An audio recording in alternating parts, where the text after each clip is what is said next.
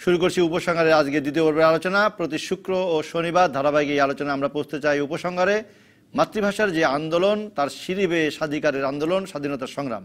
ধর্মীয় দ্বিজাতীয় তত্ত্বের ভিত্তিতে যে পাকিস্তানের জন্ম, মাত্র কয়েক বছরেই তার অসারতা প্রমাণ হয়ে যায় যখন বাঙালির ভাষাকে কবর দিতে চায় পাকিস্তানি শাসক গোষ্ঠী। 48 আর 52-এর ভাষা আন্দোলনের স্ফুরণ ঘটে বাঙালি জাতিসত্তার। একক ভাষা আর অভিন্ন বাঙালি সংস্কৃতির একটি পৃথক রাষ্ট্রের চাহিদাও তৈরি হয় তখনই। রাষ্ট্রভাষা আন্দোলনের শহীদদের রক্তের স্রোত আমাদের নিয়ে যায় স্বাধীনতার সংগ্রামে। 65-র পাক ভারত যুদ্ধে অরক্ষিত পূর্ব পাকিস্তান, পশ্চিম পাকিস্তানের শাসক গোষ্ঠীর শোষণ, অর্থনৈতিক বঞ্চনায় ধীরে ধীরে ঐক্যবদ্ধ হয় বাঙালি জাতি। আগরতলা মামলা, 6 দফা, 11 দফার পদ ব্যয়, 69-এর গণ অভ্যুত্থান এবং 70-এর নির্বাচনে আওয়ামী লীগের নিরঙ্কুশ বিজয় জাতিকে মুক্তি সংগ্রাম থেকে মুখোমুখি করে দিল একটি সশস্ত্র মুক্তিযুদ্ধের। 25 মার্চ রাতে পাকিস্তানি হানাদার বাহিনীর গণহত্যার তাৎক্ষণিক প্রতিরোধ, আর সেই মুহূর্তে বঙ্গবন্ধু শেখ মুজিবুর রহমানের ঘোষণা। তারও আগে 7 মার্চের ভাষণ। স্বাধীনতার ঘোষণা তো তখন থেকেই। তারপরেও কেউ কেউ বলেন 7 মার্চের কথা বেতার ভাষণের কথা। তাই মার্চ আসার আগেই ধারাবাহিক আলোচনা শুরু করেছি আমরা এই মাসের প্রথম থেকে, কারণ একটি উপসংহারে পৌঁছতে চাই আমরা। সেজন্য এবারের বিষয় স্বাধীনতার ঘোষণা 7 থেকে 26 মার্চ। আর এ নিয়ে আজকের দ্বিতীয় পর্বে আলোচনার জন্য আমাদের সঙ্গে স্টুডিওতে আছেন 72-এর খসড়া সংবিধানের অন্যতম সদস্য এবং সাবেক তথ্য প্রতিমন্ত্রী অধ্যাপক আবু সাইদ। আপনাকে স্বাগত আমাদের এই আলোচনা অনুষ্ঠানে।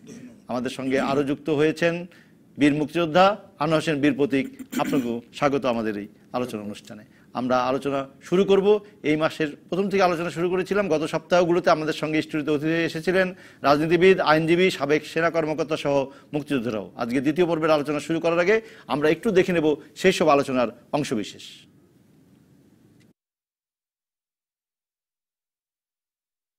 7ই মার্চই হচ্ছে আমাদের স্বাধীনতা দিবস।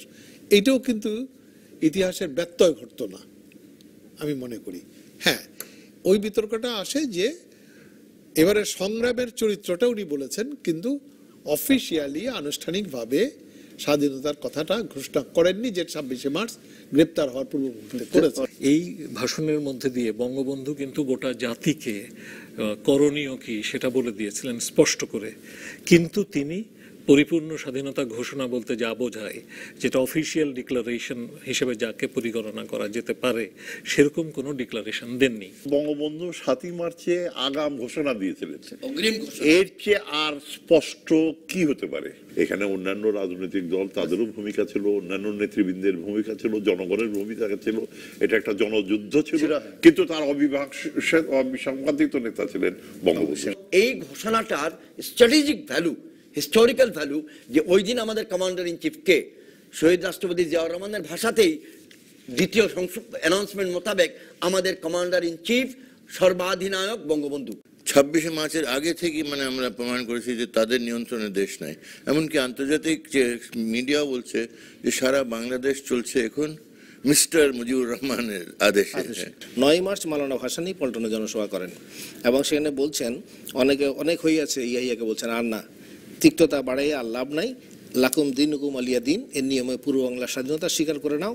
শেখ মুজিবের নির্দেশ মতো আগামী 25 তারিখের মধ্যে কিছু করার না হলে আমি শেখ মুজিবুর রহমানের সঙ্গে মিলিত হইয়া 1952 সালের ন্যায় তুমুল আন্দোলন গড়ে তুলব। আমি তো মনে করি 7ই March is the spirit of Bangladesh independence, এবং সেই স্পিরিটের ভিত্তিতেই আজকে বঙ্গবন্ধু শেখ মুজিবুর রহমান জাতির জনক এবং তিনি আজকে জাতির পিতা হিসেবে স্বীকৃত। এটার বাইরে আর কোনো কন্ট্রোভার্সি নাই। This is a established fact. শুরু করছি উপসংহারে আজকের দ্বিতীয় পর্বের আলোচনা। আমাদের সঙ্গে আছেন অধ্যাপক আবু সাইদ এবং আনোয়ার হোসেন বীর প্রতীক। আমি আনোয়ার হোসেন বীর প্রতীক আপনার কাছে প্রথমে শুনে নেব একটি, যে যুদ্ধ করেছিলেন, মুক্তিযুদ্ধ করে বীর প্রতীক উপাধি পেয়েছেন, সেই যুদ্ধের আগে 7 মার্চের বক্তৃতা নিশ্চয়ই শুনেছিলেন আপনি, যদি সেইখান সময়কার একটু কথাটা একটু জানান আমাদের। ধন্যবাদ। 1971 সনের 7ই মার্চে আমি তিতুমির কলেজে, মহাখালী তিতুমির কলেজের ছাত্র ছিলাম এবং ছাত্রলীগের সাথে জড়িত ছিলাম। আসলে এটা হলো ভাষার মাস, তাই আমি আমার বক্তব্য প্রথমেই এই ভাষা আন্দোলনের যারা শহীদ হয়েছে তাদের স্মরণ করছি, মুক্তিযুদ্ধে যারা শহীদ হয়েছে, যারা রক্ত দিয়েছে তাদের স্মরণ করছি। আসলে ভাষা আন্দোলনের সূত্র ধরেই পর্যায়ক্রমে স্বাধীনতা আসছে। আমি 7ই মার্চে এই তিতুমির কলেজে পড়ি এবং তখন আমি বিভিন্ন আন্দোলনে বিশেষ করে ৭০-এর যে নির্বাচন, সেই আন্দোলনে আমি সক্রিয় অংশগ্রহণ করেছি এবং তিতুমির কলেজে যারা ছাত্র নেতৃত্ব ছিল আমি তার মধ্যে একজন ছিলাম। এবং আমরা সাংগঠনিকভাবে বিভিন্ন মিটিং মিছিল করেছি এবং এলাকায় মানে আন্দোলনকে আগায় নেওয়ার জন্য আমরা চেষ্টা করেছি।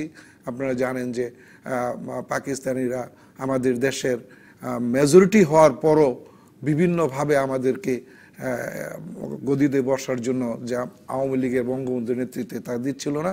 এবং ১লা মার্চের যে আমাদের যে সংসদ অধিবেশন কথা ছিল, আমাদের মাননীয় অধ্যাপক সাহেব আছেন যিনি এমএনএ ছিলেন, সেই ১ মার্চের সংশোধনী বাতিল করে দেয়। সংসদ বাতিল করার পরে আমাদের দেশের জনগণ, ছাত্র সবাই এটার বিরুদ্ধে পৃথক আন্দোলন করে এবং বঙ্গবন্ধু তারই পরিপ্রেক্ষিতে ৭ই মার্চের একটা মিটিং আহ্বান করেন। সেই মিটিংয়ে মানে আপনারা জানেন যে বিভিন্ন সকল শ্রেণীর লোক এবং আমরা সেই মিছিলে পায়ে হেঁটে এবং লাঠি নিয়ে এবং লোকজন নিয়ে ছাত্রদেরকে নিয়ে সেই মিছিলে অংশগ্রহণ করি এবং সেই মিছিলে সেই মিটিংয়ে সেই রেসকোর্স ময়দানে বঙ্গবন্ধু এসে ভাষণ দেয়। এবং আসলে অনেকে স্বাধীনতার কথা বলে, বিভিন্নভাবে বলে, আমরা তখন ছাত্র ছিলাম। সেই বঙ্গবন্ধুর যে ৭ই মার্চের যে ভাষণ, সেই ভাষণের যদি আমরা তাৎপর্য করি, প্রকৃতপক্ষে ওই দিনই স্বাধীনতা ঘোষণা হয়ে গেছে, আমরা অনেকটা তাই মনে করেছি। কিন্তু তারপরও যেহেতু একটা পাকিস্তান একটি স্বাধীন রাষ্ট্র, আনুষ্ঠানিকভাবে উনি ঘোষণা দেয়নি, কিন্তু প্রকৃতভাবে কি কি কাজ করতে হবে, আমাদের কি ভূমিকা, এদেশের জনগণকে কি কাজ করতে হবে, সেই ব্যাপারে উনি একটা নির্দেশনা ওই ৭ই মার্চে উনি দিয়ে গেছেন। পরিষ্কার সেটি, জি, সেটা পরিষ্কার করে দিয়ে গেছে। আপনারা সেটা বুঝতে পেরেছিলেন? আমরা সেটা বুঝতে পেরেছিলাম ইনশাআল্লাহ, এবং সেই জন্য যুদ্ধ করতে কোনো অসুবিধা হয় না। জি জি জি। আমি অধ্যাপক আবু সাইদ দীর্ঘদিনের গবেষণার মধ্যে আছেন। এই যে আমরা বলছি যে ৭ই মার্চ বা তারও আগে যেটি আনোয়ার হোসেন বলেন যে ১লা মার্চ ইডেন পূর্বানী হোটেলের সংসদীয় দলের সভা চলছিল, সেখান থেকেও ঘোষণা হয়েছিল। তারপরে ৩ মার্চ, ৭ই মার্চ, তারপরে তো ২৩শে মার্চ। তো আমরা দেখছি যে তখন থেকে তো দেশ তো বঙ্গবন্ধু নির্দেশে চলছে। তারপরে এই আনুষ্ঠানিক ঘোষণাটা ছিল যখন পাকিস্তানিরা আমাদের উপরে আক্রমণ করলো। যে আপনার বিশ্লেষণটা বলেন। দেখেন, এই স্বাধীনতার ঘোষণা নিয়ে অযথা বিতর্ক করা হয়। এটা ইতিহাস সত্য যে স্বাধীনতার ঘোষণা দেওয়ার যিনি ঘোষণা দেবেন তার কতগুলো ক্রাইটেরিয়া থাকে। সেই ভিত্তিতে বঙ্গবন্ধু ছাড়া স্বাধীনতা ঘোষণা দেওয়ার আইন শুদ্ধ কেউ ছিল না। ন্যায়নিক ঘোষণা যদি না দেওয়া হতো তাহলে বাংলাদেশ বায়প্রান্ত হতো। বঙ্গবন্ধু স্বাধীনতার পরে আলোচনা প্রসঙ্গে আমাদের বলেছিলেন যে আমি যদি আগেই আনুষ্ঠানিক স্বাধীনতা ঘোষণা দিতাম তাহলে জাতিসংঘের ৭ ধারা অনুসারে আমরা হতাম আক্রমণকারী, এবং পাকিস্তান পরবর্তীকালে সেটা ধরেই তারা যে লক্ষ লক্ষ মানুষকে হত্যা করেছে জাস্টিফাই করত। এটা আমি জানতাম বলেই আমি চাচ্ছিলাম পাকিস্তান আক্রমণ করুক, তারপরে আমি ঘোষণা দিই। বঙ্গবন্ধু সেই কাজটি করেছিলেন অত্যন্ত সুনিপুণভাবে, সুকৌশলে। স্বাধীনতা ঘোষণাটাই বড় কথা না, এর প্রেক্ষাপটটা বিভিন্নভাবে, এই যে ভাষা আন্দোলন থেকে শুরু করে পর্যায়ক্রমিকভাবে বাঙালি জাতিকে যেভাবে আত্মজাগরণের ভিতরে আত্মপরিচয়ের মাধ্যমে বাঙালি জাতীয়তাবাদের ধারায় নিয়ে যাওয়ার যে কৌশলগুলো, সেগুলো বঙ্গবন্ধু অত্যন্ত দক্ষতার সঙ্গে, যোগ্যতার সঙ্গে এবং সময় সাপেক্ষে প্রয়োগ করেছিলেন।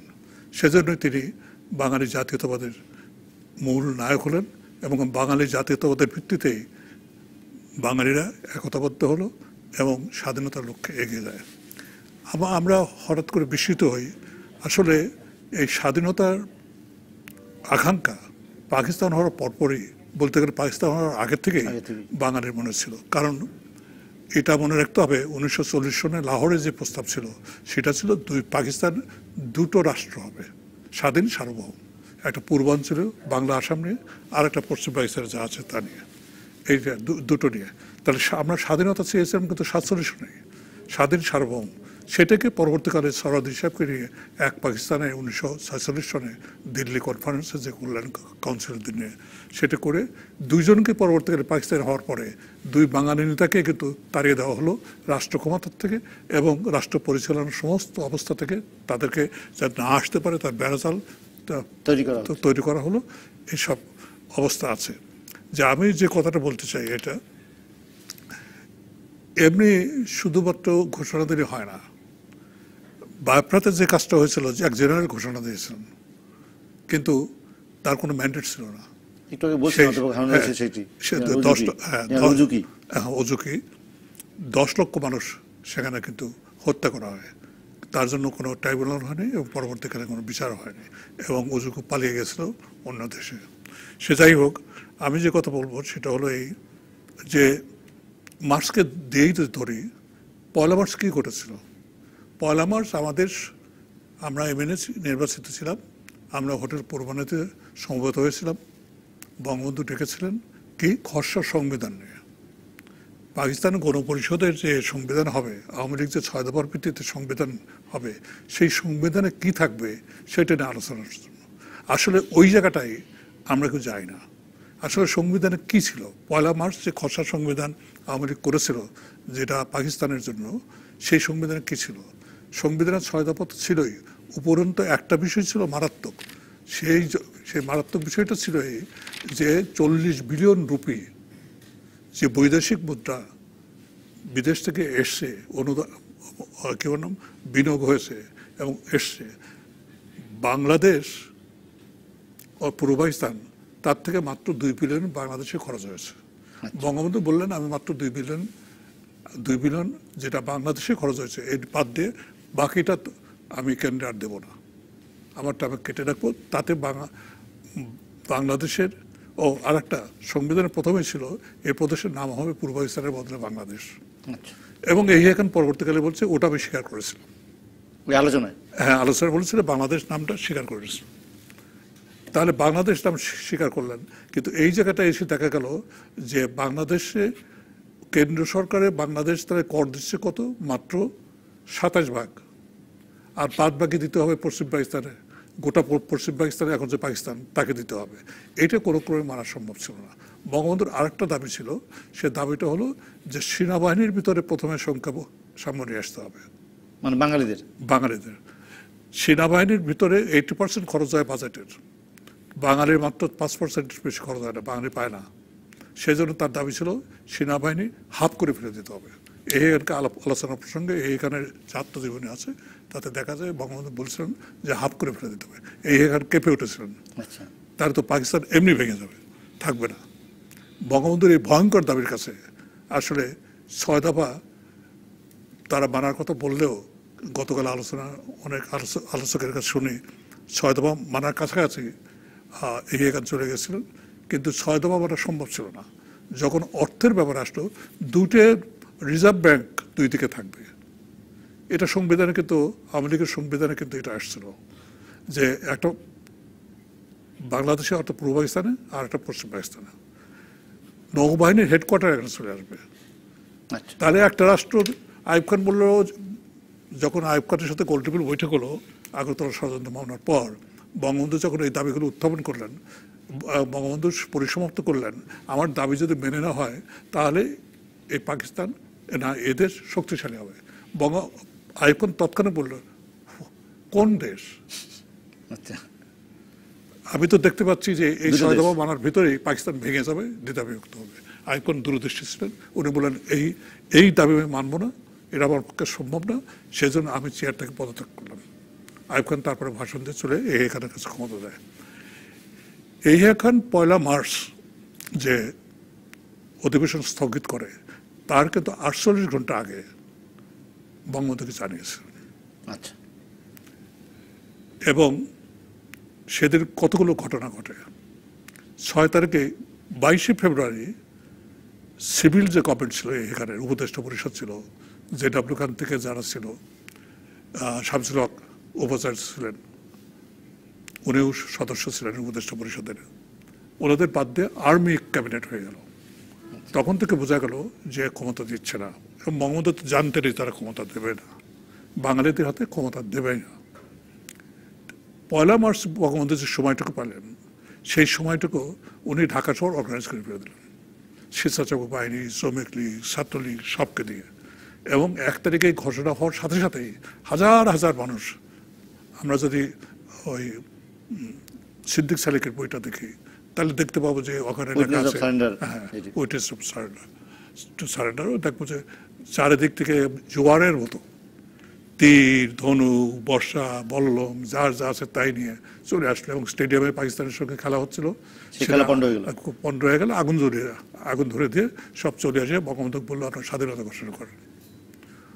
সাংবাদিক সম্মেলন বঙ্গবন্ধু করলেন, সেখানে উপস্থিত ছিলেন আমি। বঙ্গবন্ধু অত দৃঢ়তার সাথে বললেন আমার উপর আস্থা বিশ্বাস রাখতে পারেন, আমি বাংলাদেশের অধিকার আদায় করে ছাড়বো ব্যাপারে, let it not to be go unchallenged. এই এখানের ভাষণকে উনি বললেন let it not to be go unchallenged, মানে স্থগিত করার যে ঘোষণা। আমি শুনবো তার আগে আনোয়ার হোসেনের কাছে শুনে বলেছেন যে 7ই মার্চে লাঠি নিয়ে গিয়েছিলেন মানে রেসকোর্সের বঙ্গবন্ধুর ওই 7ই মার্চে, সেইটা কেন? মানে তখন কি মানে যেটি অধ্যাপক আবু সাইদ বললেন যে 1 মার্চের পরে আমরা মোটামুটি প্রস্তুতি নিচ্ছি যে আমরা যুদ্ধই করব। আসলে মেইন কথাটা হলো বঙ্গবন্ধুর যে স্বাধীনতার যে প্রস্তুতি নিচ্ছে, এইটা আমাদের একটা স্পিরিট। লাঠি দিয়ে তো আর যুদ্ধ করা যাবে না। তবে উনি যেটা বলছেন যে যার যা আছে তাই নিয়ে প্রস্তুত থাকো, অর্থাৎ আমরা যেভাবে, যেটা স্যার বললেন যে কেউ তীর, ধনুক, আমরা অর্থাৎ লাঠিটা একটা স্পিরিট, একটা সিম্বল যে আমরা যে কোনো কিছুই বিনিময় হোক পাকিস্তানকে আমরা মোকাবেলা করব এবং এই দেশে এই জনগণকে আমরা মুক্ত করবই। এইটা হলো আমাদের মূল শপথ। এটি এই জন্য আমরা যেটা বললো যে আসলে তো পাকিস্তান যেটা বললো যে আমাদের যে এত বৈষম্য ছিল যে আমাদের দেশের আমরা 55% ছিলাম আমরা, ওরা ছিল 45%, কিন্তু অর্থনীতিতে আমরা ছিলাম বঞ্চিত বিভিন্নভাবে। যেটা স্যার বললেন যে সেনাবাহিনীতে আমাদের লোক ছিল মাত্র 10টা বেঙ্গল, এটা ইকুইভ্যালেন্ট টু 10,000 হবে। তখন পাকিস্তানের সৈন্য সংখ্যা ছিল প্রায় 5 লক্ষ।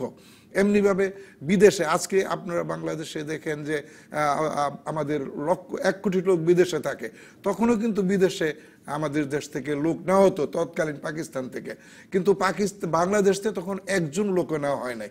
এইসব কারণে আমরা বঞ্চিত হইতেছিলাম দীর্ঘদিন ধরে। তার জন্য আমরা যে বঙ্গবন্ধু যে বললো যে আমাদের যে আরো যে স্বাধীনতার যে একটা মানে যেটা নাকি স্যার বললেন যে আগের থেকে আমরা ওইভাবে প্রস্তুত ছিলাম, যদি আমাদের যেটা নাকি ম্যান্ডেটও দেশের জনগণ যেটা নাকি স্বাধীনতা ঘোষণার জন্য যে প্রয়োজন যে ম্যান্ডেট, সেই বাংলাদেশের জনগণ মেজরিটি লোক ওনাকে নির্বাচনের মাধ্যমে নির্বাচিত করেছিলেন যাতে উনি একক সিদ্ধান্ত দিতে পারেন। সেইটা আমরা উনি যে 7ই মার্চে আমরা যখন মিটিংয়ে যাই তাকে আমরা শো করতে চাই যে আপনি যে কোনো অর্ডার দেন আমরা সেটা তামিল করতে রাজি আছি এবং আমরা প্রস্তুত। দর্শক থাকুন আমাদের সঙ্গে, আমাদের কথা বলছি অধ্যাপক আবু সাইদ, সংবিধান প্রণেতাদের একজন, এবং বীর মুক্তিযোদ্ধা আনোয়ার হোসেন বীর প্রতীক। আমাদের সঙ্গে থাকুন, বিরতির পর ফিরে আসবো আবার এই আলোচনায়। আমন্ত্রণ আরেকবার উপসংহারে। আজ আমরা আলোচনা করছি স্বাধীনতার ঘোষণা 7 থেকে 26শে মার্চ। স্টুডিওতে আমাদের সঙ্গে আছেন অধ্যাপক আবু সাইদ এবং আনোয়ার হোসেন বীর প্রতীক। অধ্যাপক আবু সাইদ, আমি আপনার কাছে যাব। আপনি যেটি বলছিলেন যে খসড়া সংবিধান একটি তৈরি করা হয়েছিল এবং আইয়ুব খান সেটি দেখে বুঝেছিলেন যে আর হবে না, তখন থেকে তো মোটামুটি প্রস্তুতিতে পাকিস্তানের সাথে আর থাকার কোনো ব্যাপার না। বঙ্গবন্ধু তো পরিষ্কার, বঙ্গবন্ধু এমনকি পাকিস্তান গণপরিষদেও পাকিস্তানের পার্লামেন্টেও আইনসভায় উনি পরিষ্কার বলেছিলেন যে আমাদের উপর যদি এরকম নির্যাতন করো, অত্যাচার করো, তাহলে আমাদের তরুণরা অস্ত্র নিয়ে যদি ভিয়েতনামের মতো যুদ্ধ শুরু করে তাহলে আমাকে কিন্তু দোষ দেব না। 57 সনে, 47 সনে জেনারেল মতিন বলতেছে, পাকিস্তানের এক রাইটার যেটা পাকিস্তানের সংকট একটা বই লিখেছেন, জেনারেল মতিন বলতেছে শেখ মুজিব উনি তো 47 সন থেকে বাংলাদেশ স্বাধীন করার জন্য চিন্তা করেছে। কি করে বলছে, আমাদের কাছে যে ফাইল আছে বঙ্গবন্ধু সম্পর্কে তাতে দেখা যায় যে ওর সত্তাটাই বিদ্রোহী, সেই বিদ্রোহী সত্তা দুঃখী মানুষের মুক্তির জন্য তিনি অগ্রসর হয়েছেন। আমি যে কথাটা বলতে চাই, 1 মার্চে পাকিস্তান সেনাবাহিনীর ভিতর কিন্তু ঝামেলা শুরু হয়ে গেল। সে ঝামেলাটা কি, এই স্থগিত ঘোষণার সাথে সাথে সাহেবজাদে ইয়াকুব উনি কিন্তু পদত্যাগ করলেন। গভর্নর আসান চলে গেলেন, সাহেবজাদা ইয়েকুব আসলেন, কিন্তু উনিও যেহেতু সুনির্দিষ্ট তারিখ দিলেন না 7ই মার্চের পরে অধিবেশন কবে বসবে জাতীয় পরিষদের, তারিখ ঘোষণা হলো না। এইটার জন্য সাহেবজাদা ইয়াকুব উনি প্রচণ্ডভাবে চেষ্টা করেছিলেন, কিন্তু পারেননি। কিন্তু বঙ্গবন্ধু এর ভিতরেই কিন্তু অসহযোগ আন্দোলন এমন অসল করলো যে সে বলার মতো না।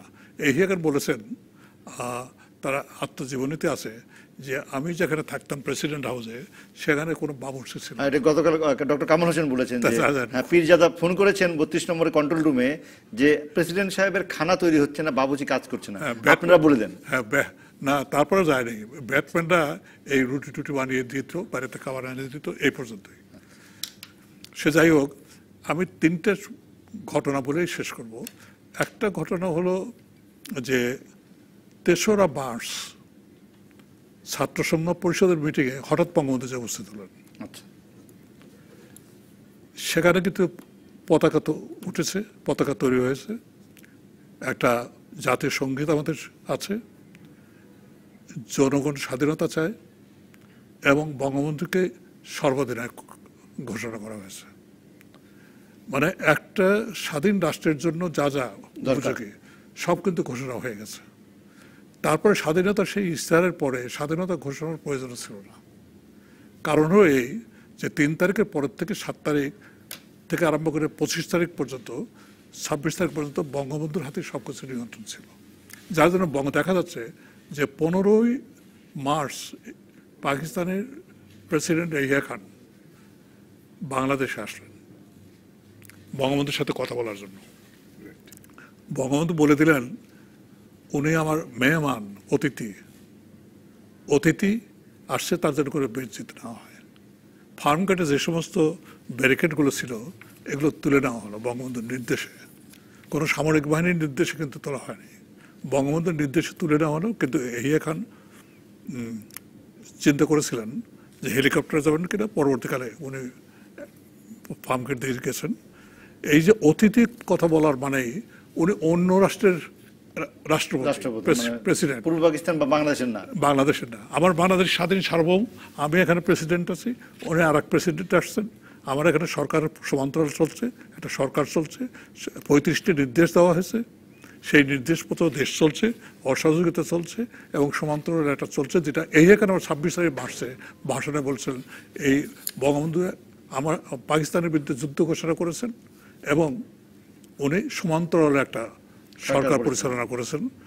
সেজন্য কাকে রাষ্ট্রদ্রোহিতার অভিযোগে অভিযুক্ত করা হলো এবং তার বিরুদ্ধে অভিযোগ দায়ের করা হলো।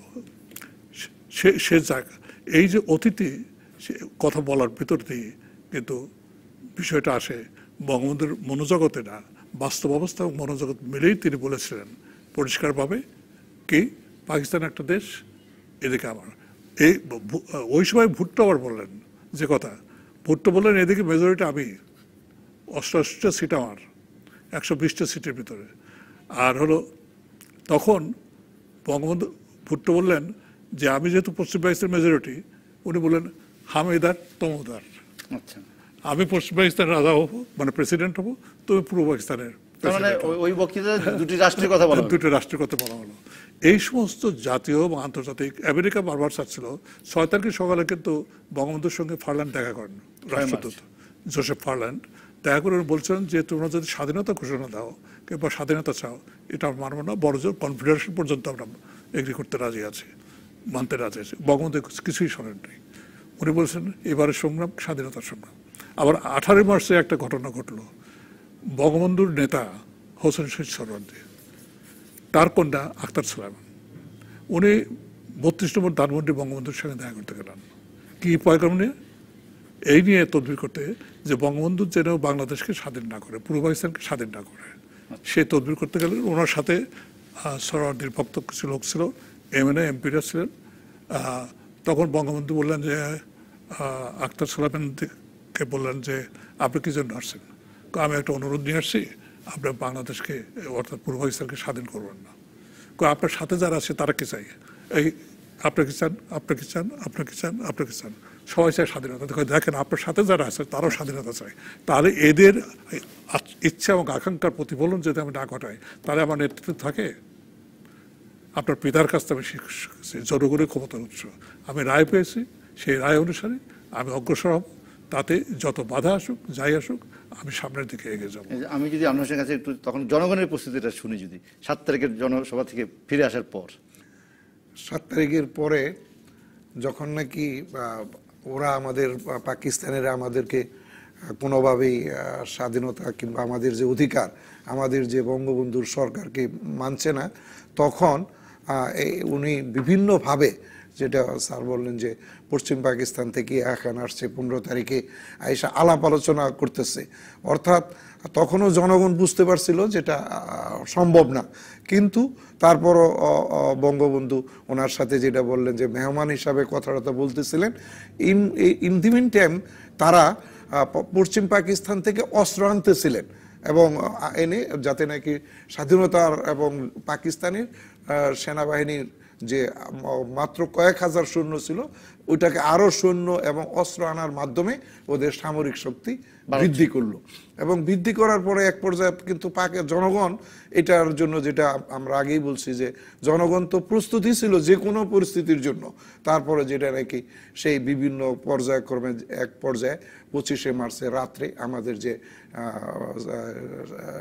যে বিভিন্ন ঢাকা বিশ্ববিদ্যালয় হল, বিভিন্ন পুলিশ, রাজারবাগ এবং বিভিন্ন জায়গায় যখন তারা সৈন্যরা আক্রমণ শুরু করলো এবং ইয়া খান রাতের বেলা তার বিমানে চলে গেলেন পাকিস্তান, তখন এই মুহূর্তে বঙ্গবন্ধু স্বাধীনতা ঘোষণা করলেন, যেটা নাকি ওনাকে বাংলাদেশের জনগণ আগেই ম্যান্ডেট দিয়েছিলেন। দেওয়ার পর তখন আমরা আর বুঝতে দেরি করি নাই, আমরা বিভিন্নভাবে যার যেই আছে সেটা নিয়ে বিভিন্ন বিডিআর, তারপরে আমাদের পুলিশ, রাজারবাগের এরা প্রতিরোধ করলো এবং আমরা সারা এলাকার লোক আমরা বিভিন্ন রাস্তাঘাট কেটে, গাছ কেটে আমরা প্রতিবন্ধকতা শুরু করলাম। পরবর্তীতে যখন 25শে মার্চের প্রায় লক্ষ লক্ষ লোক মারলো এবং আমাদের বিভিন্নভাবে আমাদের জনগণকে করলো, ক্ষতিগ্রস্ত করলো, তখন আমরা সকালবেলা পর্যায়ক্রমে আমরা বুঝলাম যে এই দেশে আমাদের একটা প্রতিরোধ করতে হবে এবং বঙ্গবন্ধুর স্বাধীনতার সূত্র ধরে বিভিন্ন মাধ্যমে আমরা জানতে পারলাম যে এই স্বাধীনতা যুদ্ধ শুরু হয়ে গেছে এবং আমাদের যে পার্শ্ববর্তী দেশ, আমাদের যে দেশে সেই জায়গায় আমাদের যারা নেতৃস্থানীয়, আপনারা জানেন, এগুলো কি কখনো আলোচনা হতো নিজেদের মধ্যে যে একটা আক্রমণ হতে পারে? আমি একদম খুব মাটির মানুষ, যারা একদম নিচের দিকে, আপনি তো আর 32 নম্বরের নেতা না, আওয়ামী লীগের নেতা না, কিন্তু আপনারা মাঠের একদম জনসভার বক্তৃতা শুনেছেন, তখন কি আলোচনা হতো যে একটা যুদ্ধ করতে হবে? আসলে এটা একটা পরিস্থিতি, একটা পরিস্থিতি এরকম একটা, মানে আমরা তো আমাদেরকে তো বঙ্গবন্ধু আগেই তৈরি করেছিলেন এই জনগণকে, অর্থাৎ যখন এরকম পরিস্থিতি হয়েছে আমরা বুঝতে পারছি যে না কি করণীয় এবং আমরা সেই অনুযায়ী আমরা বিভিন্ন খোঁজ নিতে থাকলাম। দেখলাম যে ইতিমধ্যে আমরা পরস্পর জানতে পারলাম যে ভারতে আমাদের যারা নেতৃস্থানীয়, মনে করেন আমাদের তখনকার যে মাননীয় আজকে যে পরে প্রধানমন্ত্রী তাজউদ্দিন সাহেব এবং ওনারা এবং আমাদের যারা এমপি এমএনএ এরা বিভিন্নভাবে ভারতে চলে গেছে এবং ওইখানে ট্রেনিং হচ্ছে।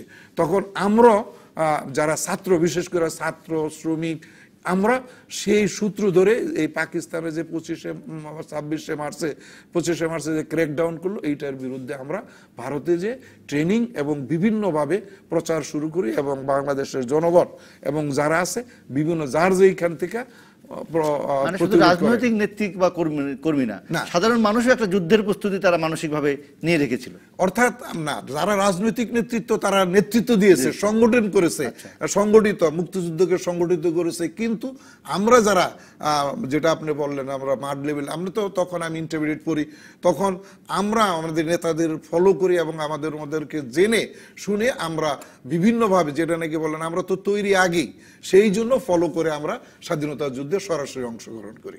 এতে কোনো মানে কোনো তখনকার কালকে যুদ্ধ শুরু এরকম কোনো ঘোষণার দরকার নাই। আসলে কি জানেন, অ্যাকচুয়ালি যেটা নাকি হয় যে বঙ্গবন্ধু 7ই মার্চে তো বলছেনই এবারের সংগ্রাম স্বাধীনতার সংগ্রাম, এবারের সংগ্রাম মুক্তির সংগ্রাম, সেটা তো আমরা ফলোই করছি, শুধু 26শে মার্চে আনুষ্ঠানিকতা হয়েছে।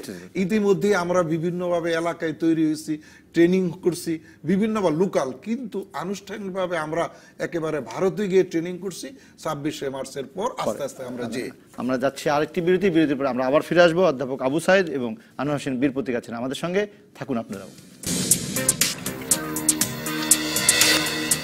আমাদের আরেকবার উপসংহারে আমরা আলোচনা করছি স্বাধীনতার ঘোষণা 7 থেকে 26শে মার্চ। আমরা অধ্যাপক আবু সাইদ এবং আনোয়ার হোসেনের সাথে কথা বলছি। অধ্যাপক আবু সাইদ, আমি আপনার কাছে যেতে চাই যে এই যে যখন 25শে মার্চ রাতে যখন ক্র্যাকডাউনটা হলো, ঠিক 12টা 1 মিনিট পরে বঙ্গবন্ধুর ঘোষণা, এবং সেটা তো বোঝা যায় যে এটি পরিকল্পনা ছিল, প্রস্তুতি ছিল, যে ওয়ারলেস মেসেজের যে ঘোষণা যতটুকু মানুষের কাছে পৌঁছতে পেরেছেন। আপনি কি মনে করেন যে এই পরিকল্পনার বিস্তৃত অবস্থাটা আপনারা আগে থেকে কখনো আজ করতে পেরেছিলেন? মানে 23 তারিখে উনি তো 24 তারিখেও পতাকা উড়িয়ে গিয়েছেন, মানে প্রেসিডেন্ট হাউসে। 23 তারিখে তো সারা বাংলাদেশে পতাকা উড়িয়েছে।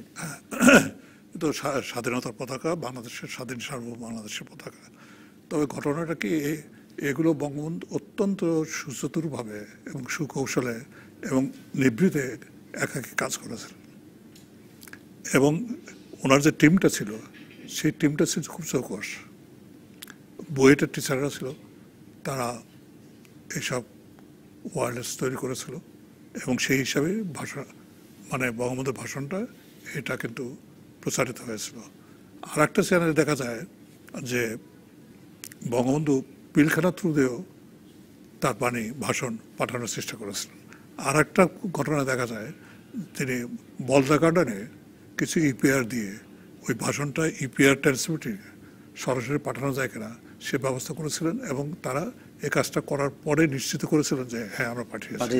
এবং সেটা গোলাম মোর্শেদ সাহেব জীবিত আছেন এখনো, উনি ওনার বইতে লিখে গেছেন, উনি টেপে রেখে গেছেন, ভিজুয়াল টেপে রেখে গেছেন। উনি তখন বঙ্গবন্ধুর বাড়িতে সহকারী হিসেবে কাজ করতেন, উনি এই টেলিফোনটা ধরেছিলেন। তাতে বঙ্গবন্ধু দেখা যায় বঙ্গবন্ধু আগের থেকেই চারিদিকে সব কিছু করেছিলেন, এবং মার্কিন যুক্তরাষ্ট্রের যে 7th ফ্লিট তখন এদিকে ছিল না, মার্কিন যুক্তরাষ্ট্রের 7 ফ্লিট দূরে থাকার পরেও শ্রীলঙ্কার দিকে মার্কিন যুক্তরাষ্ট্রের জাহাজ পাস করতেছিল। বঙ্গবন্ধু যে স্বাধীনতা ঘোষণা করছেন, এটা চট্টগ্রাম ওয়্যারলেস থেকে ওই ওয়্যারলেস আবার ইন্টারসেপ্ট করে, যার জন্য মার্কিন যুক্তরাষ্ট্রের গোয়েন্দা সংস্থার যে স্বাধীনতার ঘোষণা বঙ্গবন্ধু 26 তারিখে দিয়েছিলেন, এর রিপোর্টটা টোটালি তারা এখন ডিসক্লোজ করেছে এবং পাওয়া যায়। সেজন্য ঢাকা থেকেও টেলিগ্রাম পাঠিয়েছিলেন। হ্যাঁ, সেগুলো তো আছে, কিন্তু এটা তাদের নিজস্ব চ্যানেলে তারা পেয়েছেন। এবং এখানে তখন যে কাউন্সিল জেনারেল ছিলেন, তিনি 23 তারিখে বলে দিয়েছিলেন যে অখণ্ড পাকিস্তানের সম্ভাবনা নিয়ার টু জিরো। এ সব মিলেই বঙ্গবন্ধুর স্বাধীনতা ঘোষণা করেছেন, সর্বদিক থেকে বহুমাত্রিকতা এটা পাওয়া যায়। সবচেয়ে বড় কথা কি, স্বাধীনতা ঘোষণা করলেই তো হবে না, সেই ঘোষণা বাস্তবায়নের জন্য জনগণকে নানা দিক থেকে মানসিকভাবে এবং বৈষয়িকভাবে যদি প্রস্তুত না করা যেত, তাহলে এই ঘোষণায় হয়ে থাকতো, এর কোনো কার্যকর থাকতো না। বঙ্গবন্ধু জনগণকে এমনভাবে উদ্বুদ্ধ করেছিলেন, এমনভাবে স্বাধীনতার দিকে অগ্রসর করে রেখেছিলেন, মৃত্যুভয়কে তুচ্ছ করে তারা অগ্রসর হয়েছিলেন, এবং জীবনের মায়া ছিল না। এই বাংলাদেশ স্বাধীন করতে হবে শোষণ মুক্তির জন্য, গণতন্ত্রের জন্য, এবং সুন্দর জীবন, সাম্যভিত্তিক জীবনের জন্য আমাদের অগ্রসর হতে হবে। যাতে আমরা 22 তারিখ বলছিলাম, আমি সামনে ভয়ঙ্কর দিন দেখতে পাচ্ছি, 22 ফেব্রুয়ারি রাত 12টা 1 মিনিটে 71 সনে উনি বলেছেন আমি সামনে ভয়ঙ্কর দিন দেখতে পাচ্ছি, কিন্তু আমরা পরাজিত হওয়ার জন্য আসিনি, এবার আমরা বিজয়ী হব, গাজী হব। তার জন্য কাম যা করতে হয় আমাদের করতে হবে, কাম হটবে, আমাদের স্বাধীনতা এবং স্বাধিকার পেতে হবে। ঠিক স্বাধীনতার কথা তখনই বলেছেন। যোদ্ধা আনোয়ার হোসেন বীর প্রতীক আমাদের সঙ্গে আছেন।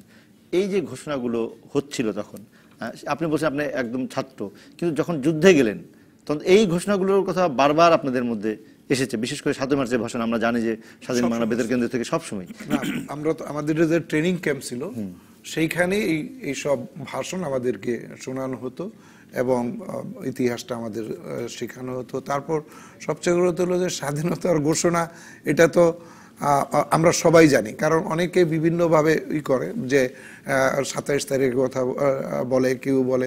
আসলে আমরা আমাদের বাড়ি একেবারে ক্যান্টনমেন্টের কাছে, আমরা দেখেছি যে 25শে মার্চেই আর্মিরা এখান থেকে বের হয়ে গেছে। বিশেষ করে একজন আর্মি অফিসার ছিলেন তখন, আপনি কর্নেল রেজা, উনি এই আমার 25শে মার্চের বিকালবেলা ক্যান্টনমেন্ট ত্যাগ করে সে গাজীপুর, ওই যে এখন যে আমাদের যে শফিউল্লাহ সাহেব ওইখানে ছিলেন, 3rd বেঙ্গলের ছিলেন, ওইখানে আপনার 4 বেঙ্গল উনি ছিলেন, ওইখানে তো আপনার আমার মনে হয় যে 19 তারিখ থেকেই অলরেডি প্রতিরোধ যুদ্ধ শুরু হয়ে গেছে।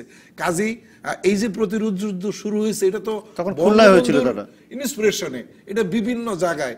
কাজী আরো যেটা বলে এটা আসলে ওদের কোনো ভিত্তি নাই। আমরা যারা যুদ্ধ করেছি ইন্ডিয়াতে, বিভিন্ন ট্রেনিং করেছি, এবং আমরা দেখেছি ওইখানে একটা সরকার ছিল, বাংলাদেশ সরকার, আমাদের তাজউদ্দিন সাহেব প্রধানমন্ত্রী এবং সৈয়দুল ইসলাম সাহেব ছিলেন ভাইস প্রেসিডেন্ট, এবং সেই যুদ্ধ সম্পূর্ণভাবে পরিচালিত হয়েছে বঙ্গবন্ধুর নামে, এবং বঙ্গবন্ধুর নেতৃত্বে আমরা যুদ্ধ করেছি। যেই বলুক, আরো অনেক যারাই যুদ্ধ করছে, আমরা বঙ্গবন্ধুকে চিনি, এবং বঙ্গবন্ধুর ইন্সপিরেশন, বঙ্গবন্ধুর নির্দেশে এবং বঙ্গবন্ধুর নেতৃত্বেই দেশ স্বাধীন হয়েছে। এবং ধরেন এই যে তখনকার যে সরকার ছিল, সেই সরকারও বঙ্গবন্ধুর নেতৃত্বেই সরকার ছিল। এবং আমরা জানি যে স্বাধীনতা চিন্তা করতে হলে বঙ্গবন্ধুকে বাদ দেওয়া হবে না, এবং বঙ্গবন্ধু 7ই মার্চ থেকে 26শে মার্চ যে আন্দোলন, সেটা সম্পূর্ণ বঙ্গবন্ধু হয়েছে। এর আগেও যে এই যে জাতিকে যে স্বাধীনতার দিকে এগিয়ে নেওয়ার জন্য যে তৈরি, সেটা উনি করেছে। সেটা যার বলছে যে নির্বাচনের মাধ্যমে যদি মেজরিটি আমরা না হইতাম, তাহলে তো এই ঘোষণা কোনো কাজই হতো না। কাজী জাতিকে সম্পূর্ণ তৈরি করছে, মানসিকভাবে তৈরি করছে, যুদ্ধের জন্য তৈরি করছে সাংগঠনিকভাবে, এবং তারই ফল 26শে মার্চের স্বাধীনতা ঘোষণা। এবং আমরা 9 মাস যুদ্ধ করে 16ই ডিসেম্বর আমরা বিজয় দিবস এবং বিজয় ছিনিয়ে এনেছি, এবং আমরা মুক্তিযোদ্ধারা এই জন্য বঙ্গবন্ধুর কাছে কৃতজ্ঞ। শেষ করে আমি 2 জন সাংবাদিকের বক্তব্য ভাষ্যকে সামনে নিয়ে আসতে চাই। এখন একজন মার্ক টার্নি 3রা মার্চ পল্টন ময়দানে বিশাল জনসভায় বঙ্গবন্ধু যখন বক্তৃতা করেন, এবং স্বাধীন বাংলার রূপরেখা যখন দেওয়া হলো, বীর বাঙালি অস্ত্র ধরা বাংলাদেশ স্বাধীন করো, এবং বৈপ্লবিক স্লোগানগুলো চলে আসলো, তখন মার্ক টার্নি বঙ্গবন্ধুর 32 নম্বর বাসভবনে গিয়ে সন্ধ্যার পরে উনি বঙ্গবন্ধুর সঙ্গে দেখা করে প্রশ্ন করেন যে বাংলাদেশের সামগ্রিক অবস্থা যে অবস্থা, তাতে যদি পাকিস্তান সামরিক বাহিনী আক্রমণ করে আপনি কি করবেন? আচ্ছা, সরাসরি প্রশ্ন। বঙ্গবন্ধুর প্রশ্নের উত্তরে মার্ক টার্নির প্রশ্নের উত্তরে বঙ্গবন্ধু বললেন, আমি চাই স্বাধীনতা, তার জন্য যা করা দরকার তাই করব, কাম হট মে। আর একটা বক্তব্য আমি রাখতে চাই, এরাও সাংবাদিক আতর সামাদ, ওনার বই আছে, লেখাটা বই আছে। আতর সামাদ সরাসরি আওয়ামী লীগ করে এমন না, আমি তাকে পক্ষপাতমূলক সাংবাদিক হিসেবে মনে করি না। উনি তখন ভয়েস অফ আমেরিকা কাজ করতেন। উনি লিখেছেন যে উনি শেষ পর্যন্ত 25শে মার্চ রাত্রে দেয়ালের সাথে লেপ্টে থেকে এক ফাঁকে বঙ্গবন্ধুকে কী করে প্রশ্ন করা যায় সেজন্য অপেক্ষা করছিলেন। সবাই যখন চলে গেছে, তখন বঙ্গবন্ধু যখন উপরে যাচ্ছিলেন, তখন উনি সামনে দাঁড়ান এবং বঙ্গবন্ধুকে জিজ্ঞেস করেন যে এরপরে কি? প্রশ্নটা ছিল এরপরে কি? পাকিস্তানের তো সৈন্যবাহিনী করেছে, আক্রমণ করেছে, এরপরে কি? বঙ্গবন্ধু উত্তর দিয়েছিল, আত্মসম্বন্ধে লেখা আছে, I have given you independence, go and protect it. এগুলো নিয়ে খামাখা আলোচনা, এই স্বাধীনতার ঘোষণা নিয়ে এই বিতর্কের অবসান হওয়া উচিত। এবং স্বাধীনতার ঘোষণা যারা বিতর্কিত করতে চায়, একমাত্র পাকিস্তানি মনে এবং পাকিস্তানের ধারার লোকজন ছাড়া, মানে এই ইতিহাস সিদ্ধ একটা সত্যকে অসত্য পরিণত মিথ্যাচারে ঢেকে দেওয়ার চেষ্টা কেন, আপনি কি মনে করেন বিশ্লেষণে যে সেই চেষ্টা কেন করা হয়?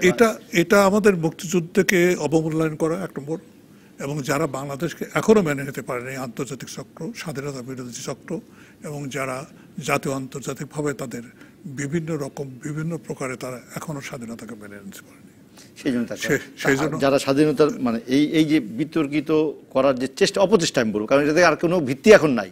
এই যা আমরা আলোচনা যা করছি এবং প্রমাণ আদি শুরু করে আপনি বলেন যে এখন তো স্টেট ডিপার্টমেন্ট বলেন বা পেন্টাগনের বলেন, সেখানকার দলিলও তো অবমুক্ত হচ্ছে, সব জায়গা থেকে আমরা পাচ্ছি। তাহলে এখন যারা এটার আর যারা সবাই আছেন অল্প কয়েকজন ছাড়া, তাদের করণীয় কি যদি আজকে শেষ করেন? এই ইতিহাস কারো ধার ধারে না, ইতিহাস তার নিজস্ব গতিতে চলবে এবং সময়ের প্রেক্ষাপটে ইতিহাস কখনো নির্মম হয়, ইতিহাস কখনো আবার স্তব্ধ হয়ে থাকে। ইতিহাস উচ্চারিত হয়েছে এবং উচ্চারিত হচ্ছে। আমি মনে করি সূর্য সত্য, মেঘ দিয়ে তাকে ঢাকা যায় না। মিথ্যাচার দিয়ে বঙ্গবন্ধুর এই স্বাধীনতা ঘোষণা এগুলো কোনো অবমূল্যায়ন করা যাবে না। যারা করবে তারা ইতিহাসের আস্থা করে ধিকৃত মানুষ হিসেবে চিহ্নিত থাকবে। আপনাদের দুজনকে ধন্যবাদ। আনোয়ার হোসেন বীর প্রতীক, বীর মুক্তিযোদ্ধা, এবং অধ্যাপক আবু সাইদ স্বাধীনতার সংগ্রামে ছিলেন আমাদের সংবিধান প্রণয়নের সঙ্গেও। আপনাদের দুজনকে ধন্যবাদ এবং দর্শক ধন্যবাদ আপনাদেরকেও। আজকের মতো আমরা শেষ করছি উপসংহার। আজ আমরা আলোচনা করেছি স্বাধীনতার ঘোষণা 7 থেকে 26শে মার্চ। স্টুডিওতে আমাদের সঙ্গে ছিলেন অধ্যাপক আবু সাইদ এবং আনোয়ার হোসেন বীর প্রতীক। দেখা হবে আগামী শুক্রবার। সঙ্গে থাকুন 24 ঘন্টায়।